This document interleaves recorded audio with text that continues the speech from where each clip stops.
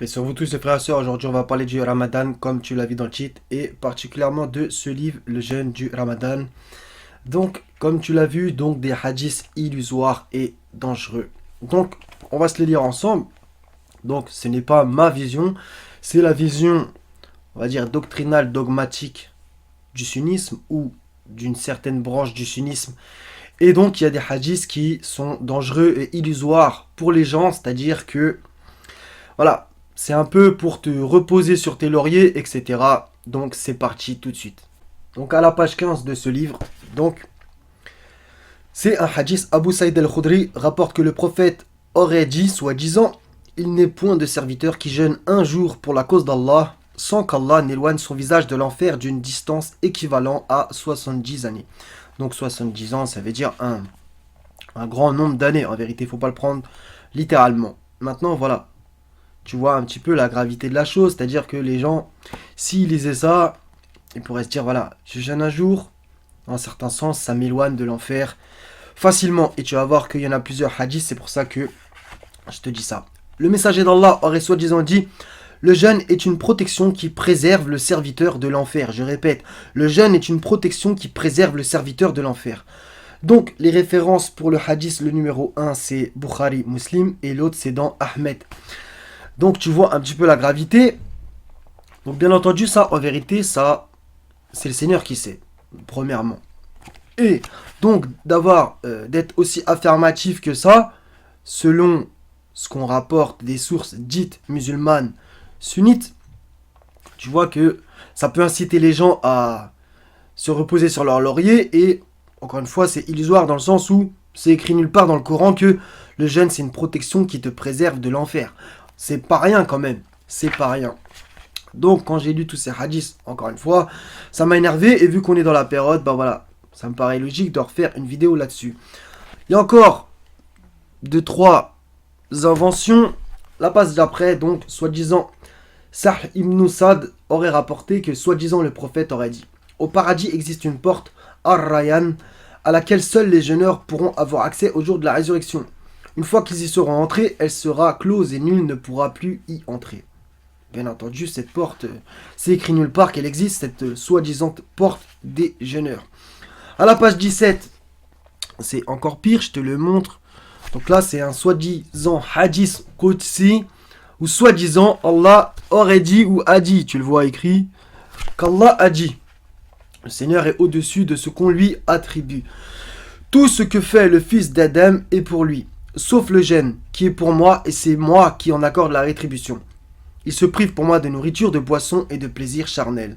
Ça, c'est dans Ahmed et An-Nisaï. Et le hadith d'avant, c'était dans Bukhari Muslim. Donc ça, bien entendu, c'est écrit nulle part. Ces fameux hadiths Qudsi, sur lesquels j'ai fait plusieurs vidéos, voilà, du grand n'importe quoi. Ils attribuent à Allah des paroles carrément. Déjà qu'ils en attribuent au prophète alors qu'il leur a rien demandé. Bref. Il y a aussi, tu le vois dans le hadith d'en dessous, je t'ai mis en jaune la petite partie où c'est sans cesse récité, que ce soit dans les mosquées, dans les prêches, etc. La laine du jeûneur est plus agréable pour Allah que l'odeur du musc. Et dans le même sens, oui, les martyrs sentent le musc, etc. Voilà, un petit peu. Donc, à la page 24, donc, encore une fois, soi-disant le prophète aurait dit, c'est Abu Huraira qui rapporte. Celui qui jeûne le mois de Ramadan avec foi et espoir en Allah verra ses péchés passés pardonnés. Donc ça fait référence aussi, justement, ça va être dit dans le hadith d'après, par rapport à cette expiation d'un moment à un autre. Donc par exemple, par rapport aussi au jeûne de Ashura. Donc tout ce que tu as fait à partir de ce jour jusqu'à celui de l'année d'avant, voilà, c'est effacé. Même si justement, il va y avoir une petite précision. Moi, je ne crois pas en ces hadiths, mais je les cite, pour que justement chacun médite. Par rapport à petit, moyen ou grand péché, si entre guillemets, on peut catégoriser ça comme ça. Parce que, encore une fois, c'est le Seigneur qui sait. Donc, il a dit aussi, soi-disant, les 5 prières quotidiennes de l'une à l'autre. Bref, la prière du vendredi à celle du vendredi suivant. Donc ça, c'est aussi prêcher sans cesse. C'est-à-dire que tu vas à la mosquée le vendredi, ou la prétendue mosquée, plus ou moins, plutôt. Tu vas le vendredi, tout ce que tu as fait depuis le vendredi d'avant, c'est effacé. Voilà ce qu'on met dans la tête des gens. Donc encore une fois, ça te fait reposer sur tes lauriers. Voilà, donc les gens, ils s'imaginent qu'ils peuvent faire des dingueries entre deux moments. Le jeûne de Ramadan au jeûne du Ramadan suivant, encore une fois, sont des moments d'expiation des péchés si l'on s'abstient de commettre des grands péchés. Là, même si, encore une fois, à mon humble avis, ce sont des foutaises humaines et non pas divines, ça ne vient pas de Dieu, voilà.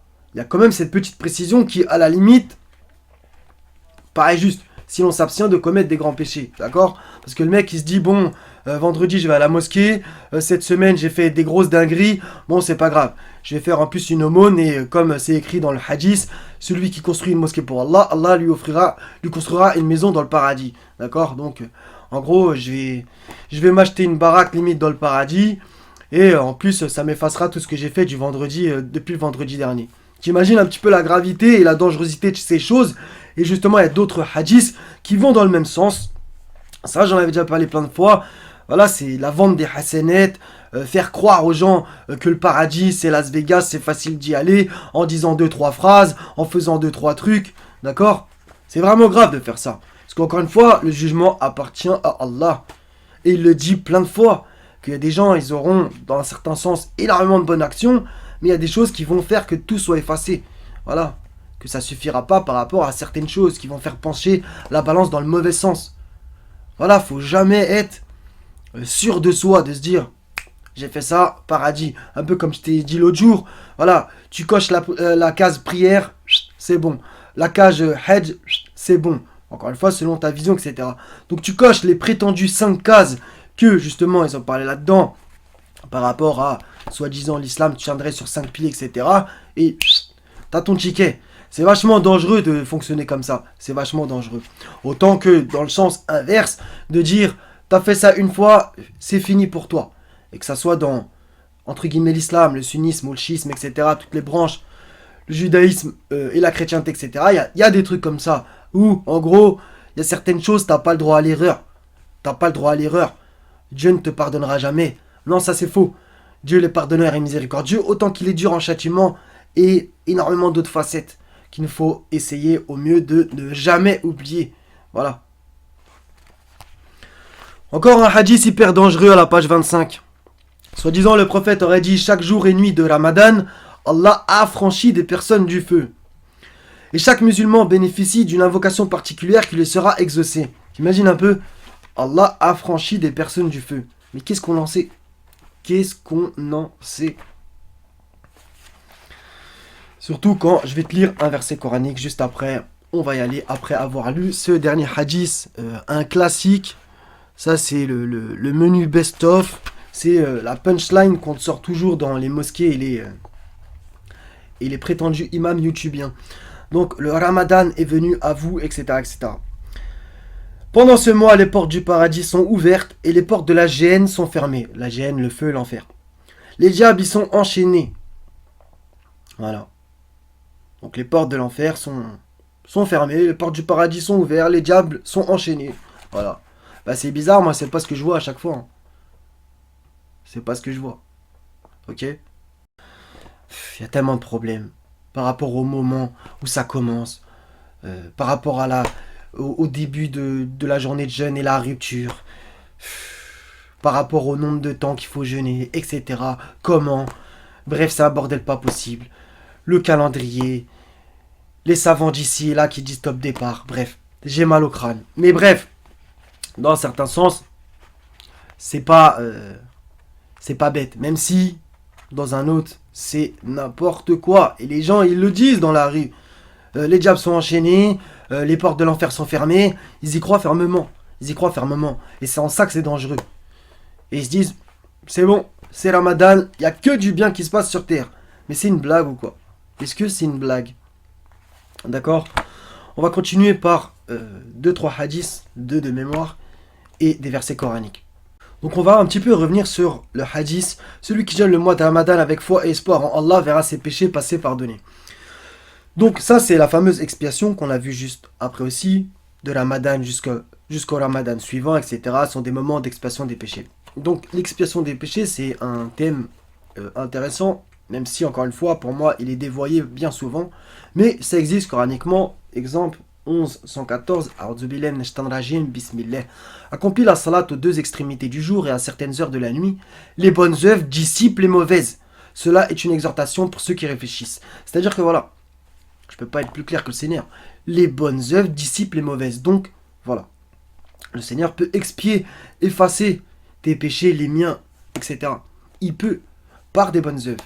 Voilà. Donc, cet effacement existe. Maintenant, cet effacement, comme eux, ils le racontent dans ce livre, dans Bukhari, Muslim, etc., qu'ils prêchent à gogo depuis bien trop longtemps, voilà, ça c'est écrit nulle part. Surat 4, verset 31, dans le même sens, si vous évitez les grands péchés qui vous sont interdits, nous effacerons vos méfaits de votre compte et nous vous ferons entrer dans un endroit honorable.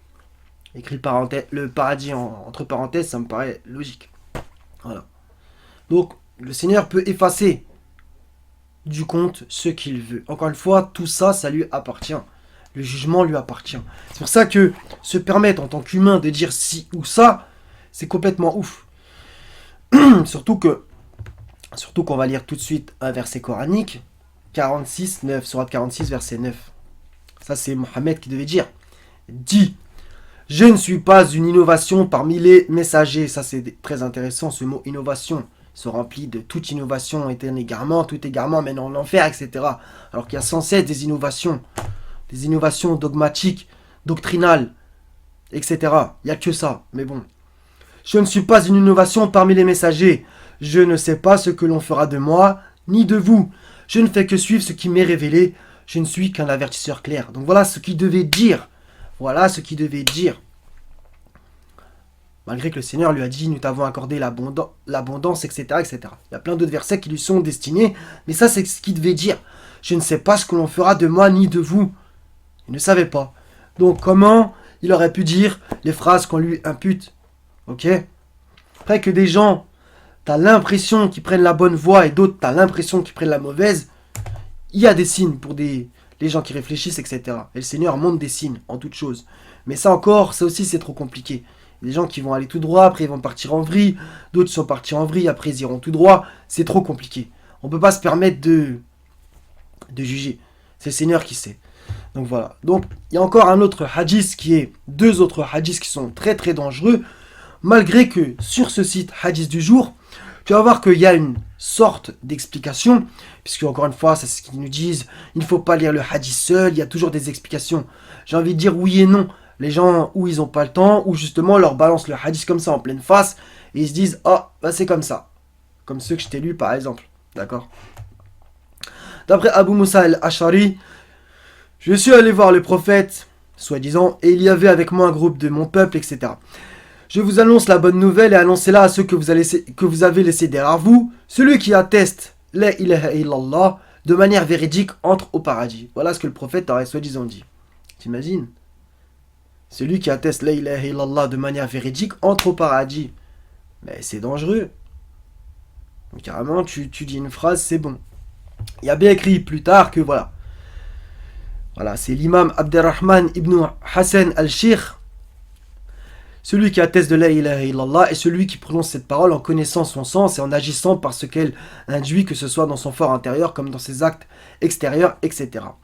Dans un sens, je suis d'accord avec lui, bien entendu. Ok, une parole ne peut suffire.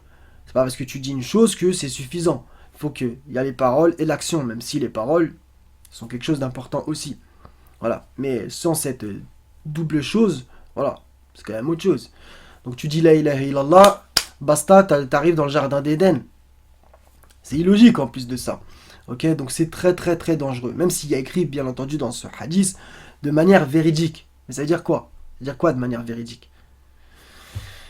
Encore une fois, un autre hadith, Abu Saïd al-Khudri rapporte que soi-disant le prophète aurait soi-disant dit: sortira de l'enfer quiconque aura dans son cœur ne serait-ce que le poids d'un atome de foi. Encore une fois, ça c'est un hadith très très très dangereux. C'est quoi un atome de foi? Est-ce que c'est quantifiable déjà? T'arrives à voir c'est quoi? Donc c'est quelqu'un qui a cru en Dieu 2 minutes sur 80 ans. C'est quoi un atome de foi? C'est quoi? Ok. Donc encore une fois, ce sont des hadiths illusoires, dangereux, voilà, qui peuvent semer la confusion dans l'esprit des gens. Voilà, déjà c'est un mois où un moment où les gens, voilà, sont affaiblis par le fait de jeûner, etc. Toute cette propagande, cette pression sociale, etc. En plus, on leur ajoute ce genre de hadith qu'on martèle. Le mec, il a fait sa journée, il est KO, il rentre du boulot, et tac, il coupe le jeûne, bim, il fait un bisou à sa femme, après il va à Tarawih, etc. T'imagines? Et on lui raconte encore ça. Après, il se couche à je sais pas quelle heure, il se réveille le lendemain matin, il mange, il se recouche peut-être un peu, ou alors il part direct au taf. Et ça pendant un jour, deux jours, trois jours, quatre jours, cinq jours, etc. Donc voilà, ça fatigue l'esprit dans un certain sens. Et voilà. Bon, ça, il y aura encore matière à parler, bien entendu. Et toutes ces façons de jeûner, etc. Le moment, le nombre de temps, bref. C'est un bordel pas croyable avec ce qu'ils ont fait. Des versets de la Sourate 2, versets 183 à 187. Encore une fois. Donc soyez tous en paix et bénis les frères et sœurs. À la prochaine si Dieu veut.